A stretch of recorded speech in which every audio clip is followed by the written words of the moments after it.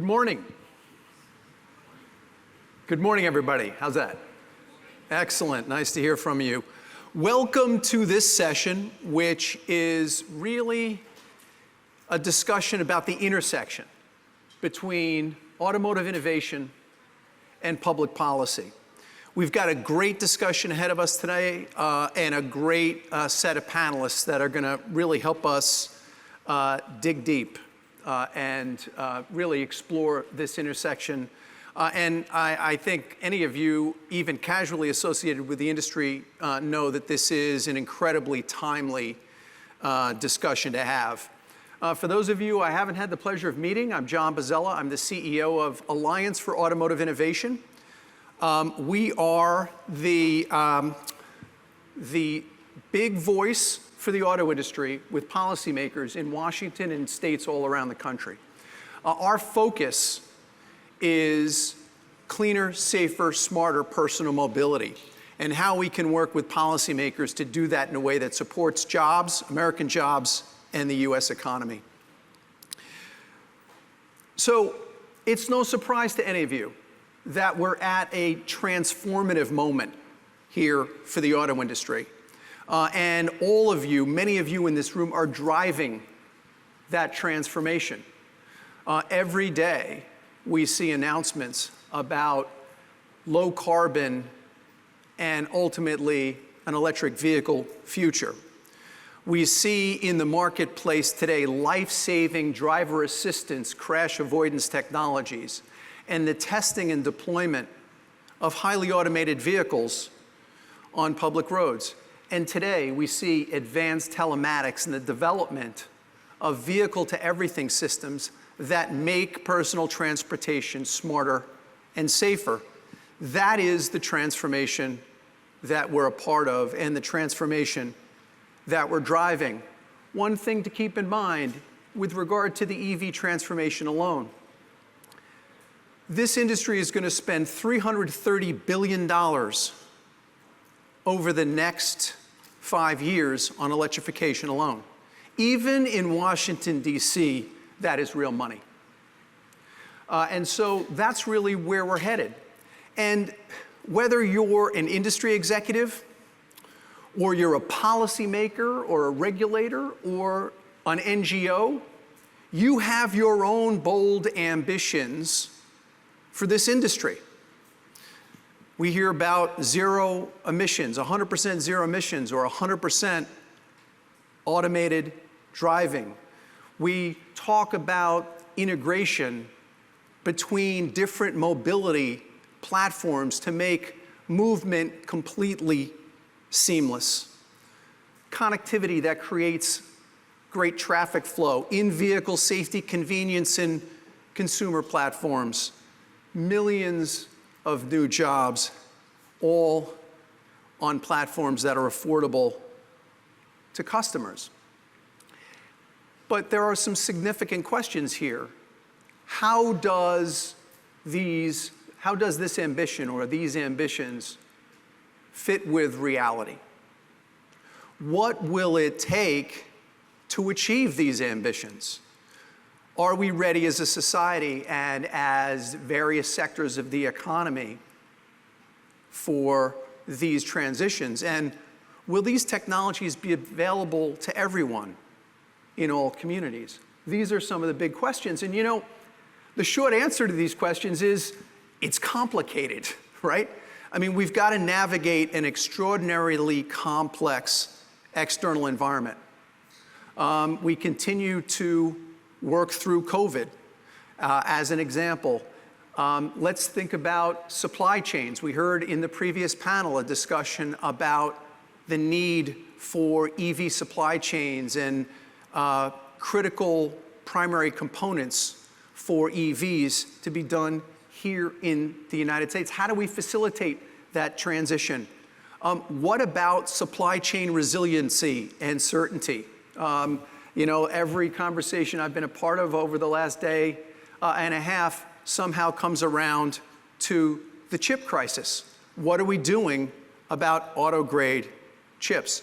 How do we deal with this supply-demand imbalance in the short term? And what does it mean for us over the long term, given the enormity of this transformation and the technology that underpins it. So what do we need to be doing together and individually to really manage in this environment? And frankly, I think it's pretty straightforward, easy to say, but maybe hard to do. We've got to be committed to leading the transformation, but we can't do it alone. We need to recognize that no one sector of the economy, no one company, no one policymaker has all the answers. And so if we're going to lead the transformation, we've got to make sure that we're working together. I would argue, and we'll have this discussion and stress test it perhaps with an expert panel in a few minutes, perhaps we need a comprehensive national strategy, a way to look at the industry from a 360-degree view, working with other sectors of the economy and policymakers to make sure that we've got complementary policies that support the transformation, policies that encourage demand for new technologies at a point at which we're still managing an incremental cost, policies on the supply side that encourage, for example, the development of battery manufacturing here in the United States, right?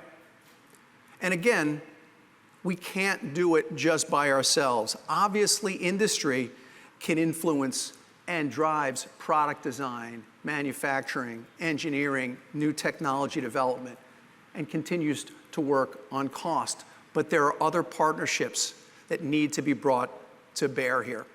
So teamwork is critically important. Well, what's at stake? The nations that do this right are going to shape the supply chains. They're going to define the global standards. And they are going to reshape the international marketplace. So it isn't just about the future of the auto industry.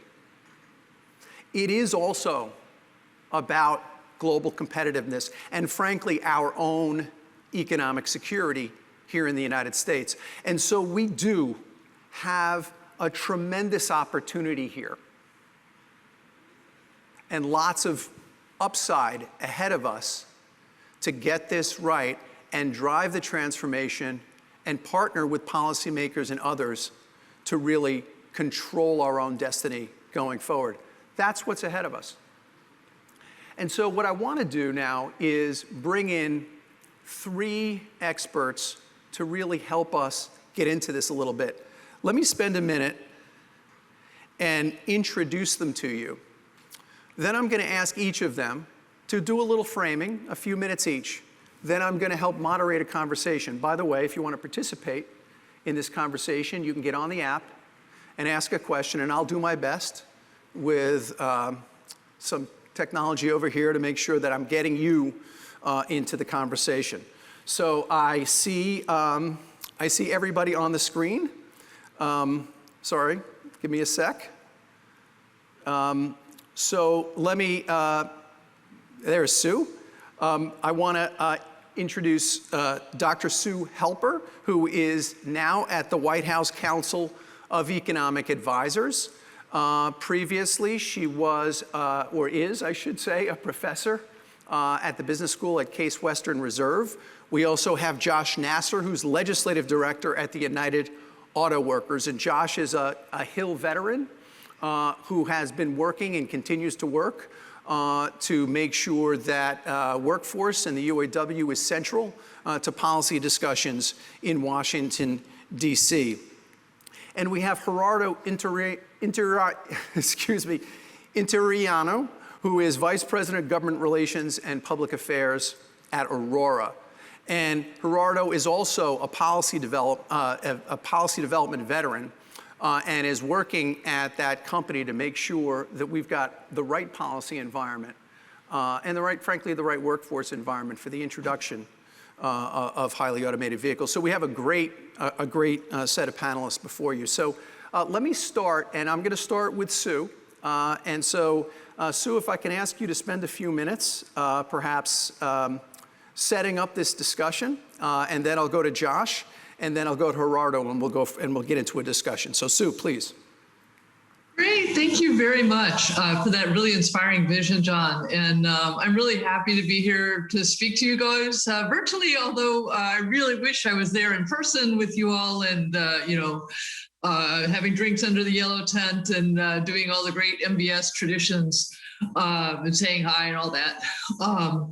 But as you know, the president is a car guy. The auto industry and its cool technology, its dedicated workers are all close to his heart.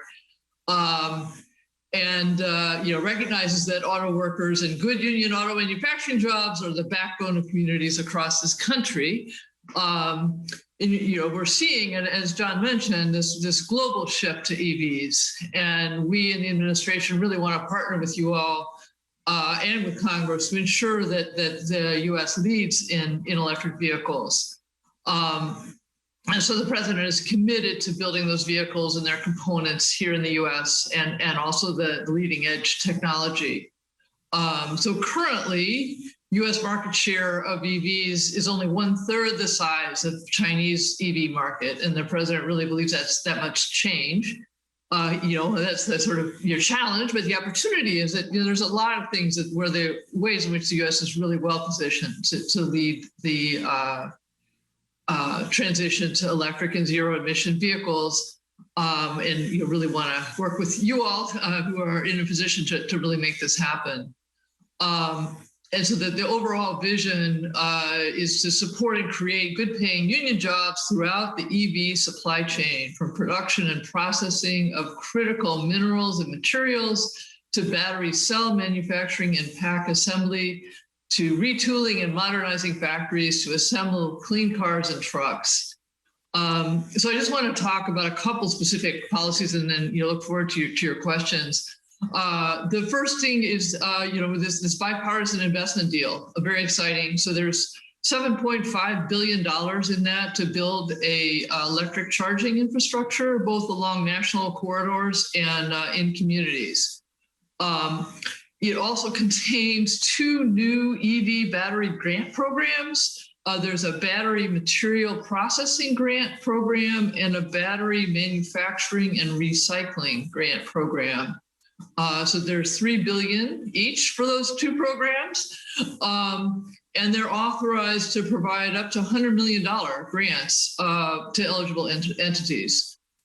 There's $5 billion for replacement of school buses with electric and alternative fuel school buses that will have a lot of really dramatic effects on air quality and other things. The second thing I wanted to talk about is some EDA grants, Economic Development Administration. And there are $3 billion in currently available funds. This comes out of the American Rescue Act. And these can be used to advance the domestic EV industry in communities that have historically been the backbone of our auto industry. So there's a Build Back Better Communities challenge that sort of, let's build on the existing assets of auto communities to create a vibrant auto industry and network of good jobs and supplier base, et cetera, for the future. There's also a Good Jobs Challenge with some retraining money. So those are 2 things we've already done. The president, continues to push his broader Build Back Better vision, and that in terms of expanding clean energy and EV tax credits for both businesses and consumers. We fully share the idea that we want to expand demand and supply together. And really, really look forward to working with you all on this really exciting turn in the industry's history. So thank you very much. Sue, thank you for that. You gave us a lot in a short period of time, which we'll come back to. Josh, I want to bring you in now, maybe a couple of minutes of framing. Thank you. Thanks, and John, thanks for the invitation, and really great to be with everyone here today.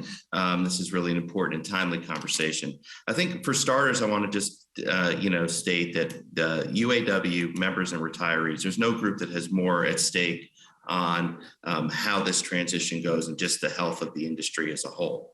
The other thing, though, is, when we're looking at this transition, a few things. One is clearly the environmental issues, looking at reducing emissions. But there's also, we have to look at what kind of the impact on communities from an economic standpoint. What kind of jobs are being created? Are those jobs being created, in fact, in the United States? So we think this is really a time where, as Sue said, that policy, and you said as well, John, policy intervention is really needed, not just on the consumer side, but on the supply side as well. We think that's critically important. We think that the investments, when we look at the investments that are needed, we need to keep in mind how much money has been poured by the Chinese into their industry, and also across with the European Union. And the reality is we really haven't had a comprehensive strategy for many years. So it's really important that we have a good national strategy and that we address all aspects of the supply chain. When you're looking at the semiconductor shortage, which is really tragic because the demand is there for these vehicles, but it's this problem. The supply chain is just preventing the vehicles from being manufactured. It's had a devastating impact on our members and our communities across the country. And there's many reasons why, but fundamentally, we don't have U.S. production. So we need to change that. So that's why we're supportive of the Peters Amendment, and then just the broader CHIPS funding passed the Senate. We think the House needs to follow suit and do the same, get that to the president's desk. But we also really think that it's going to be important to take a very comprehensive approach. And we think it's critical that there's a connection between taxpayer dollars and the kind of jobs that are being created. We think they need to be good union jobs. But the other thing is we think that it's important to make sure the investments are for U.S. auto production. So, take the current 30-year EV tax credit, the way it exists, now. All those vehicles can be built overseas. Now, we're not saying here that people shouldn't be able to sell those vehicles. We're just saying that they should have received taxpayer subsidies. That it should be the subsidies should be for vehicles built in the U.S. So we think that the policy has to be very deliberate at this point. The other thing is just I just want to reemphasize something that John said, which is that the truth is that auto manufacturing has always been and Sue said, the heartbeat of manufacturing in the U.S. You look at the complexity of the cars, you look at all the supply chain that gets developed, and and a lot of technologies get developed for autos that end up getting used elsewhere for other sectors. So we really need to remain a leader here, but we're not going to remain a leader if we don't do things differently. And doing things differently means we need Congress to really make big investments, and we need the administration to remain focused on this, not just for the short term, but for the long term as well. So really looking forward to the questions in this discussion, and honored to be here. So thank you very much. Thank you, Josh. Gerardo, opening comments. No, thank you, John, and pleasure to be here with Sue and Josh as well. So let me start by talking a little bit about the background of Aurora. So Aurora was founded in 2017 by 3 industry veterans who had spent time at Google, Tesla, and Uber.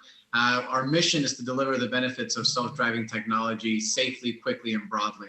I'm going to focus on 4 key words there. The first one is to deliver. We want to be able to deliver these benefits that are very real, and that we believe will transform and democratize transportation as we know it today. And then the 3 adverbs at the very end.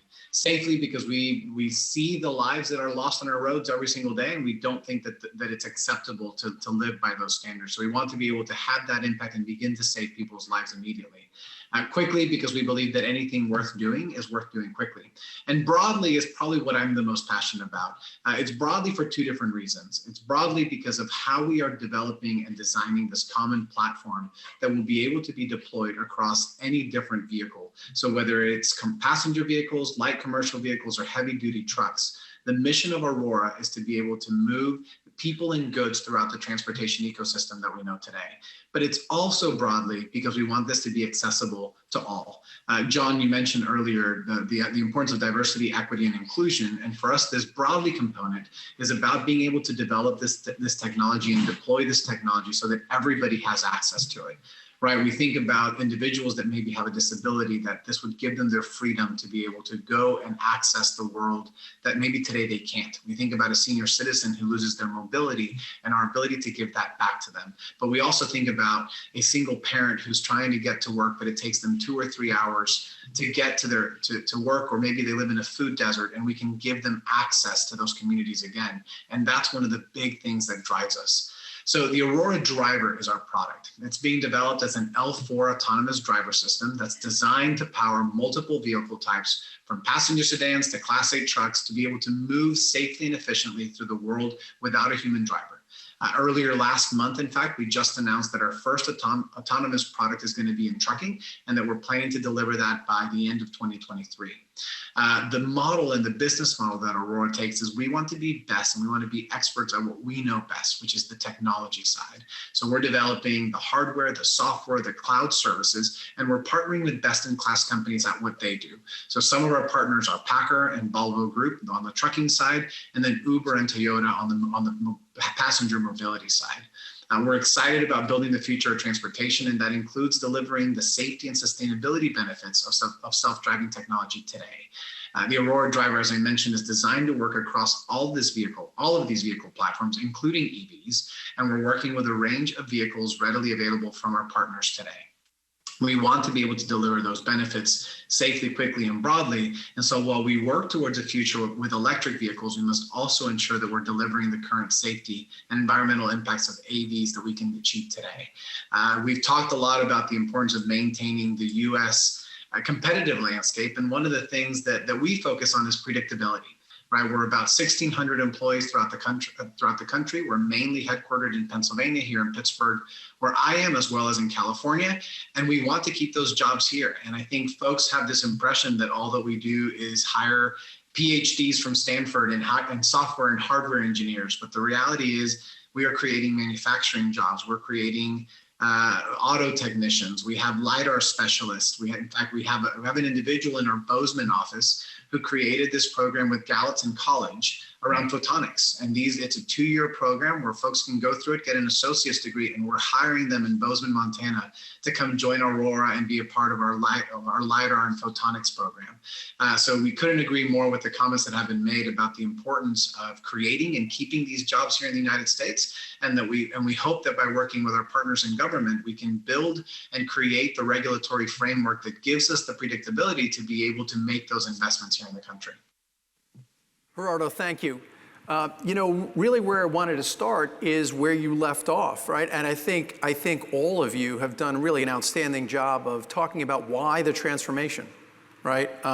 We're talking about more sustainable personal mobility. We're talking about safer personal mobility, greater access to personal mobility, the opportunity for our workforce to lead this transformation, and for us to control our own economic destiny. Did I leave anything out? Why else, right? That's the imperative, right? So let's talk about how policy supports that. I don't think I have any argument here that complementary policy support for this transformation is an important goal. I heard all of you talk about the need for a comprehensive approach. And Sue, I want to start with you because you laid out some specifics, obviously, on behalf of the Biden administration. And so I want to make sure that you have a little bit more, we can go a little bit more deeply into some of the policy measures that we're talking about. Let's start with the EV transformation. You mentioned grants and you mentioned investments in infrastructure. And a question that's circulating here from audience members is, though this is clearly an important start, is it enough? How broadly do we need to be thinking about these things? And what is, the Biden administration's point of view on that?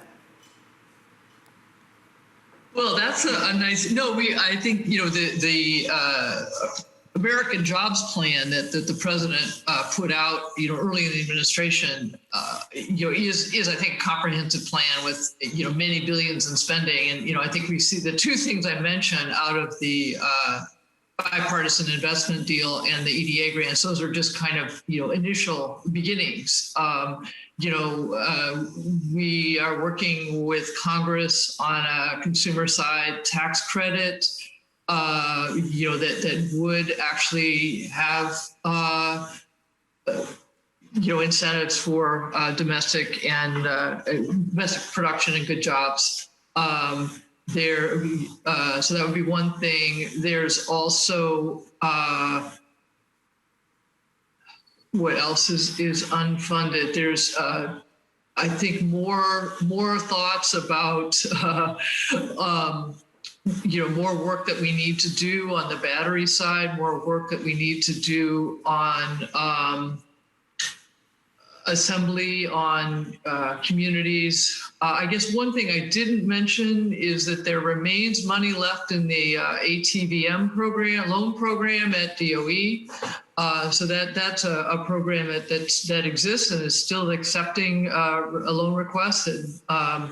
So we're just getting started, and really look forward. I think in the reconciliation proposal that the Democrats are working on, there will be more to come on all this stuff. So that's important, right? The bipartisan infrastructure framework has important steps, critically important steps, and so more to come, as you say, Dr. Helper. So Josh.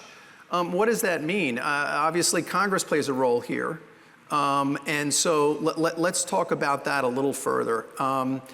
What are those elements of complementary policies that we think are important on the workforce side?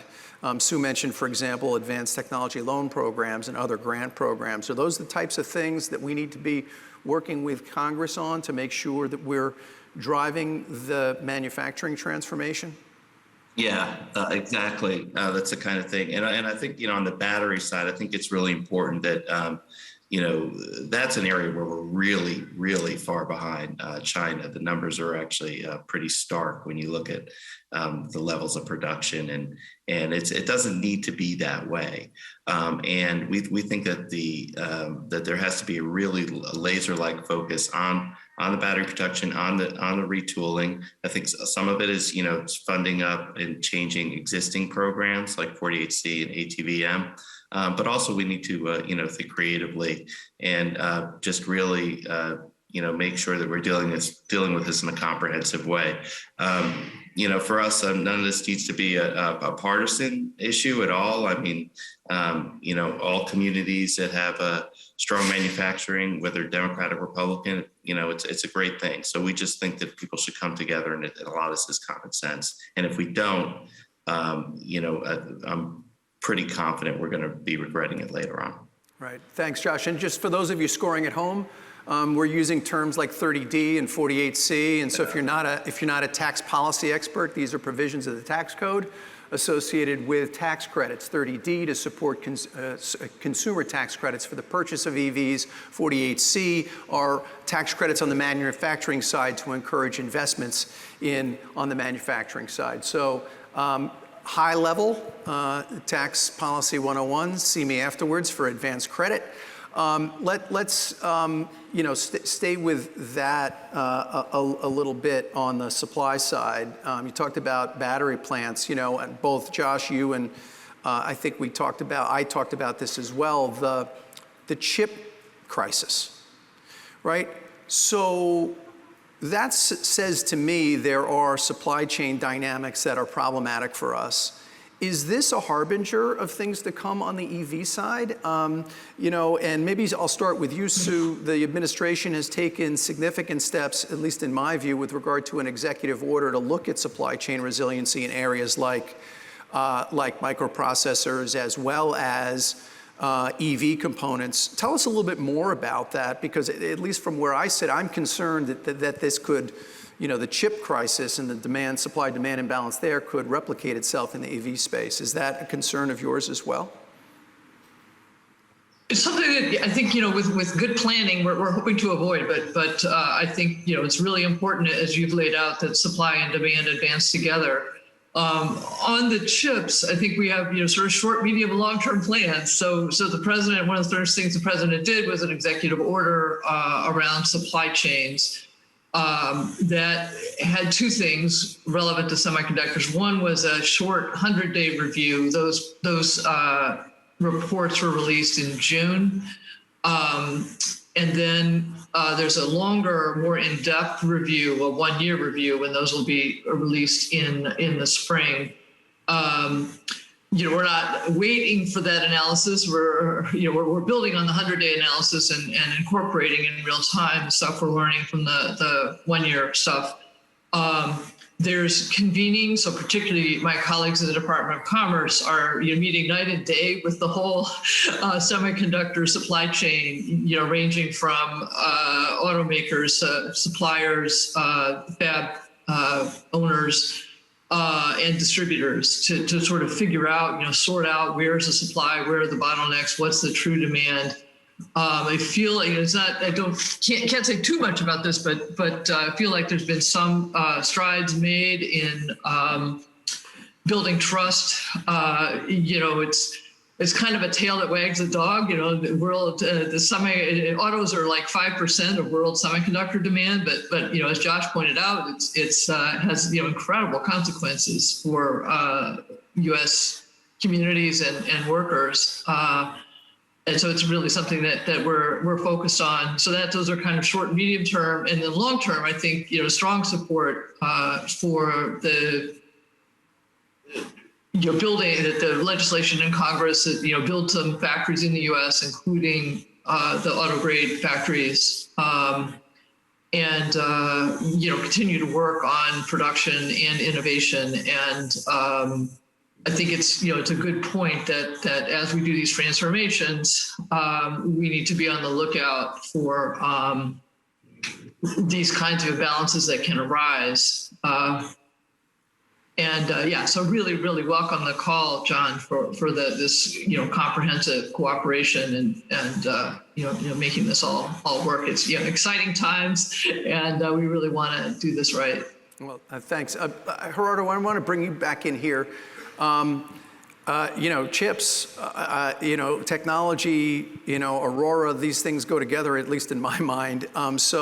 You probably see this on the, sort of the AV side and the tech side in a similar way, right? The need for a comprehensive approach with regard to supply chain resiliency. Is that right? Yeah, no, absolutely. I mean, what's good for manufacturers today and for them to be able to get these cars on the road is obviously going to be good for us and our partners as we deploy this technology. What's interesting for us is the way that we think about it is the more that we can be bringing these jobs and these efforts here to the U.S. And I think Dr. Helper was very clear about, like, if we could be building this here, like, we're all going to be better off. We're thinking about what are the needs for this technology of tomorrow, and what are the jobs that we are creating that maybe don't yet exist today. So I mentioned Gallatin College in Bozeman, but we're also talking to Pittsburgh Technical College here in Pittsburgh and Dallas College, who recently received a $10 million grant from the U.S. Department of Labor to think about this future workforce that has to be created in order for us to address the problems of today. Right. So it's not just about how is it that we solve these supply chain problems that we know exist in the world, but it's how are we better prepared for the future? And how is it that we work with our partners in government and in the education space to be able to create programs that are going to help upskill people and train people for jobs that 10 years ago we just didn't even think about. We knew that they just didn't exist. And so today we have the tools and the partnerships in place to be able to prepare and work with these academic institutions to be able to create programs that we know we're going to need to hire from, right? So how is it that we align with labor, with academia, with government to create programs that are going to have that more skilled workforce that's going to help us deploy this technology more safely and faster into our communities? Yeah. So Josh, Gerardo makes a great point, right? When we think about supply chain and we think about technology development here in the United States, we need to think about workforce. Your reaction to that? Yeah, I mean, I think we absolutely have to think about the workforce. And when it comes to the workforce, I mean, the reality is that, the wages overall, when you look overall, have not been keeping up with improvements in productivity, but also just the cost of living. And so one of the things that really needs to do is we need to make these jobs more attractive. And we need to make sure that they are true middle-class jobs. And these battery jobs are auto jobs. I mean, they are moving vehicles forward. And we think that's important. If you don't mind, could I take one opportunity, just go say something on chips too? Yeah, absolutely, please. Thanks. So the other thing is, I think when we're looking at CHIPS funding, I think it's really important to look at the Peters Amendment, which prioritized, auto and other manufacturing. As Sue pointed out, it's a small percentage, and my understanding is that consumer electronics are typically more profitable. So having a dedicated portion towards the manufacturing that we're talking about today is really important. And for those who complain that, well, that's government intervention, well, what do you call the overall funding? It's all government intervention. So we think that that's an important thing that we should be pushing on right now. Thanks. I appreciate that. A previous panel, we heard a phrase uttered in this room that we haven't heard in several years. It was the term industrial policy. So we'll come back to that in a minute because there's a robust set of questions flowing in, and so I want to congratulate you, the panelists, because you're driving a really exciting set of questions here. There are a number of them related to scope. We have this enormous transformation, and are we responding as an industry and as policymakers with the appropriate scope, right? And so we've talked a little bit about that, but so for example, are we really thinking? If we think about, for example, the goal of maybe by the end of the decade, EV market penetration of numbers like 40% or higher, right? Is it more? This questioner asks, isn't it more than just about the number of charging points that we have, as important as that is? Don't we need massive investments in grid resiliency and grid restructuring? Don't we really need to rethink electricity generation? This is a big question that really gets to scope. So, Sue, let me start with you. Do we need to be taking a big, bold, broad approach to policymaking here? Yes. I guess Brian Deese, who is the director of the National Economic Council, gave I think a really important speech that you can actually find online to the Atlantic Council about what he called industrial strategy. They kind of laid out some broad principles of, how do we have the kind of comprehensive, cooperation and overview that John mentioned, I think, without doing some of the bad things of, propping up uncompetitive industries, picking winners, all that kind of stuff. And I think it's, the kind of thing that we're thinking about in cooperation with you all is a way of having an industrial strategy that meets these goals.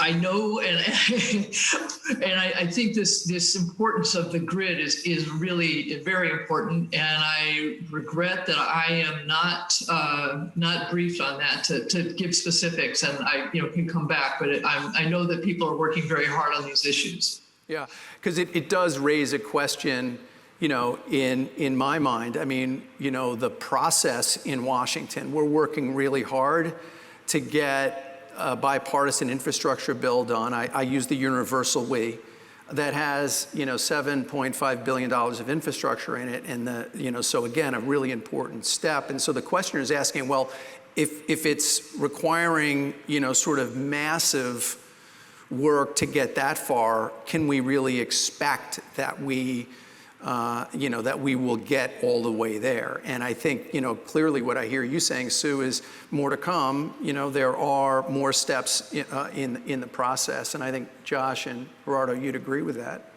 Yeah, more work to be done, more steps in the process. The reconciliation bill is really important. We can't stop the bid is a down payment. The reconciliation is really the next step that lays out and enacts a whole bunch of the vision. I think that you laid out, John and Josh as well, and Gerardo. Yeah. There is a question here which I think is really, we've been sort of dancing around a little bit, and I want to come back to it. Although we're excellent dancers, I think every once in a while we need to drill down, and it is this. How is the policy implications of jobs lost in the ICE business being assessed versus jobs created in the EV sector? Does it balance out? How are we thinking about this as policymakers? But I'm going to, rather than start with you, so I want to start with Josh here, right? So there's a question here, right? So we have this transformation from ICE to EV. Are policymakers thinking about the net? In other words, there's an opportunity on the EV side. How do we assess the risk on the ICE side? Yeah, I mean, I think that's why it's so important that we look at the communities that are impacted by this transformation, and making sure that it's the same workers, the same communities are given opportunities in the new jobs and the expansion of existing facilities. So we think that it doesn't do a whole lot for a family to be told you have to move, across the country and take a big wage cut, to get another job in the industry. So what we need to do is we need to drill down at that local level, and I think that's something that there's still quite a bit of work to do in that regard. But we can't, the end result here can't be leaving workers and communities behind. Because then ultimately, it'll make the whole effort far less successful and cause a lot of pain in the meantime, unfortunately. Could. Yeah. Sue, there's a specific question here for you, and I think you've touched on it at a high level and broadly, but does the Biden administration see manufacturing USA institutes like IACMI, LIFT, and others as innovation catalysts meriting continued federal investment? And where does Manufacturing USA fit this administration's innovation and sustainability agenda, right? So, I mean, you talked a little bit generally about this, but can you comment on those programs specifically? Yeah, no, I mean, I think that, one thing, it's easy to focus, in EVs on the powertrain changes, the needs for batteries and things like that. But, the lightweight materials work that LIFT and IACME do is really important. The lighter the car, the longer the range, the less the range anxiety. So that's really important. There are proposals to increase funding for existing institutes and to create some new ones that the administration is working on. So yeah, I think we want to, both strengthen these things. We also want to, I think, create connections across these programs and to really make sure that everybody knows what's going on. And I think, some of the EDA programs are really, really trying to emphasize and incentivize, team efforts around, developing technology, developing workforce, developing small business. It's often not just a matter of, creating some trained worker and then plugging them into a firm. You've got to, help that firm, that maybe has 100 employees and not very many engineers. How do you actually take advantage of the problem, the promise of Industry 4.0 and data analytics and things like that. So, strengthening the whole, innovation value chain at all the technology readiness levels and increasing the connections among them is something that we're working on and really want to do. Yeah. There's a question about hydrogen from the audience. So in other words, where does hydrogen fit in the long-term future if we're talking about more sustainable personal transportation or transportation generally? Anybody care to comment on hydrogen? I see, Sue, you're nodding your head yes. So hydrogen is in the mix? Yeah, I mean, the definition that we've been using of zero emission vehicles includes hydrogen. I mean, I think the focus has been on electric and battery electric and plug-in hybrids, but not ruling out hydrogen. Yeah, and by the way, that's my sense in conversations, obviously, with others in the administration, is exactly what Sue has mentioned, right? That we're talking, when we think about electric drive vehicles, hydrogen, of course, is an electric drive vehicle, a hydrogen fuel cell vehicle, as is a plug-in hybrid electric and a BEV. So it does sound to me, based on what Sue has said and others, that there is a future, which does raise questions, of course, about hydrogen fueling infrastructure along with electric charging infrastructure. There's a question here about, as we think about the shift from ICE to electric vehicles, a question about how we think about pollution, and are we thinking about this effectively? In other words, is there consideration being made to think about the shift from air pollution for ICE vehicles to landfill requirements and pollution that BEVs will bring? And that's the question. In other words, hey, look, do we have a plan for end of life for these vehicles or for recycling? How do we, you can look at it also at the front end, at the cradle end, right? So are we shifting, drilling for oil with mining for raw minerals, and is that an issue? And at the back end, are we, effectively thinking about end of life and recycling? Sue, do you want to jump in on that? Yeah, no, I mean, this is definitely something that the Department of Energy is thinking about a great deal. And actually in the $6 billion grant programs that I mentioned in the bipartisan investment deal contain a bunch of money to think about mining, processing, recycling. And there's a lot of, I think, some really exciting developments in recycling, because let's do this right. Let's think about the problems that we're going to solve some problems with by moving to EVs, and let's make sure we don't create new problems, as the question suggests. Yeah. Gerardo, we've been talking about a comprehensive approach to the transformation with complementary policies. A lot of the focus today and the interest among the audience has been certainly in the EV transformation, but of course I mentioned, and you mentioned, an AV transformation, this significant move toward highly automated vehicles. How should we think about comprehensive policy in the context of AVs? Do we have one today? And if we don't, what are the elements that you think ought to be in a comprehensive policy to support the development of AVs? No, thanks for the question, John. I mean, I don't think that we have a full comprehensive strategy. We're certainly trying to move in that direction, right? The last thing that I think we want as an industry is a patchwork of legislation and a patchwork of regulations that would prevent us from deploying this technology safely. I'll give you one example, right? When you drive through Washington, D.C., and you cross into Virginia or you cross into Maryland, as a human driver, you're not thinking about, okay, if I go into the right-hand lane and it's a bike lane, am I supposed to go in the bike lane to make the right-hand turn, or do I have to stay out of the bike lane to make the right-hand turn? But the reality is states have different laws around what you do in the bike lane or what you do when you make an unprotected left-hand turn. So to the degree that we can get states to work together, and in fact, the federal government to exert its authority through NHTSA, it's going to make our ability to be able to deploy this technology much faster and much more safely, right?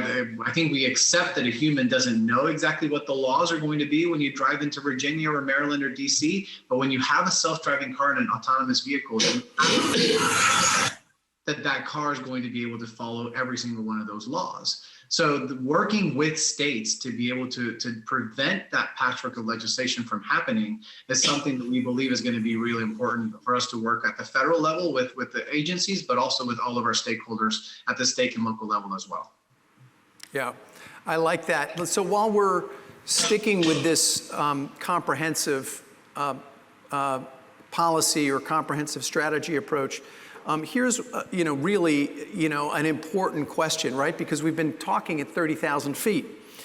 I've heard the need for a comprehensive national auto industry strategy. What is the mechanism and organization that can develop and implement that strategy? It's important to include public and private interests and build support across party lines. How can we do this? Like, this is in many ways, the essential question, right? So, we can all jump in here. I'm going to start with Josh. So how do we actually do this? Sounds like there's violent agreement that this is what we need. How do we action it? Yeah. I mean, it's going to take a lot of sustained work, and the reality is that we have to have. I mean, what's encouraging is that the president is really so focused on this and is working across agencies with a similar mission. But there has to be a focus not just on the funding, but also. We have to, create, some ways where there can be consistent public input, industry input, workers input, and it's going to take a lot of deep thinking and probably some hard decisions. But I think you're absolutely correct in that we can't just assume that everyone's going to be talking to each other and we're going to be doing, getting the best thoughts and best things, outcomes out there if we're not super deliberate about it. So I think my answer on that is we have a ways to go, but we absolutely need to keep a focus on that too, to sustain it.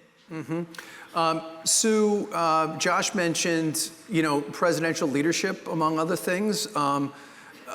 You've described some of the leadership in the Biden administration. What else ought we be focused on as we move to implement this? I mean, where does this thing happen? What's the focal point? How do we make it go?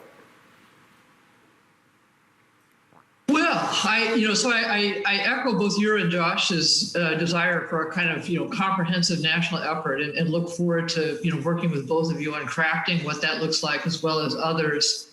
I guess I think one piece that we maybe haven't discussed as much as we should is the small suppliers, the second and third tier that may not have a roadmap, and to some extent we can give a roadmap through the Manufacturing USA institutes and the MEPs, but it's also, I think, some of the tier ones and the automakers that are here, there's a role for industry leadership as well in that, and giving a clear roadmap, giving some time horizon, and even maybe leaving some margin for them, I think will pay off in the long run. And so I think we want everyone at the table, and we want to figure out how to construct that table, and really look forward to working with you all and the people in the audience on that big historic project. Yeah, you make a great point, Sue, about the supply chain and the value chain broadly, right? A ton of jobs across the automotive supply chain, so we need to think broadly. So I think that's a really important point. Gerardo, do you want to bring anything into this? How do we actually make this national strategy go? Yeah, I mean, I think you mentioned, some of the political and the partisanship that happens. I think Josh mentioned it earlier, right? That this should be a nonpartisan issue. I think we have to really strive towards it. At least from our perspective, from an AV perspective, right? We think about the life saved. We recently had a meeting with folks in California with the California Highway Patrol, and one of the law enforcement officers there made the comment to me that we as a society accept that people die on the roads today, right? If you think about if there's a shooting or if there is a murder, it's going to be all over the news. But when somebody gets killed by a drunk driver, it doesn't make the news, right? It's something that we've accepted more and more as a society, and we have to make it unacceptable again. And to me, that is a nonpartisan issue. And it's one of the things that drives us to be able to deploy this technology and develop it, because we believe that we will have less of those types of accidents, and we'll be able to save people's lives when this technology is deployed. And I think driving that point home and making it so that it's not a partisan issue whatsoever is what's going to help bring people together to be able to do this safely. Yeah, you know, we have seen a little bit of bipartisan focus on automotive safety of late, and I think we can certainly build on that and encourage it as we think about a broad, comprehensive strategy on the AV side. You know, listening, Sue, to you and Josh and Gerardo, and as I think about the EV piece of it, you know, it seems to me we really do need a national task force here because states, just as Gerardo mentioned on the AV side, states are involved in developing EV markets as well. And so how do we bring the states into the discussion? How do we bring utilities into the discussion? How do we bring, you know, fuels providers, hydrogen fuels providers into the discussion? How do we net out ICE loss and EV gain? There's so much richness in this discussion that you've brought forward today that it really does, really do need this type of effort is what I'm taking away from this conversation. You know, we have a little bit more than a minute to go. And, you know, I often think about when we have these discussions that people fall into two camps, optimists and pessimists, right? I'm not going to ask the audience to raise their hands. Maybe I will. We'll see how much time there is left. I'm going to ask each of you, industry transformation, comprehensive policy measures, can we get a comprehensive strategy put in place? Are you optimistic or pessimistic? I'm going to start with you, Josh. I'm optimistic. I think that I just think that the need is there, and the more that we educate, I think that the U.S. has always risen to the occasion, and I think we will again. I'm optimistic. Sue, optimist, pessimist? No, I'm a real optimist. You know, there's you know, risks if we do this wrong, but I really think that we have, you know, the team in place, not just, you know, us in DC, but, you know, the kind of willingness that you've talked about, John and Josh and Gerardo. I think that, you know, as Josh said, we've always risen to the occasion, and we can do it again. Gerardo, last word to you in the last few seconds. Optimistic, pessimistic? Eternal optimist. I couldn't agree more. And I think that from my perspective, you know, when it comes to infrastructure, when it comes to these types of investments, we need to think about what's good for workers today. We firmly believe that if we do what's good for workers today, what's good for consumers today, it'll prepare us for the future as well. Join me in thanking Sue and Josh and Gerardo for, I think, what has been an excellent conversation. And I look forward to working with each of you as we work on getting there together. So thank you very much, and thank you to you for your excellent questions.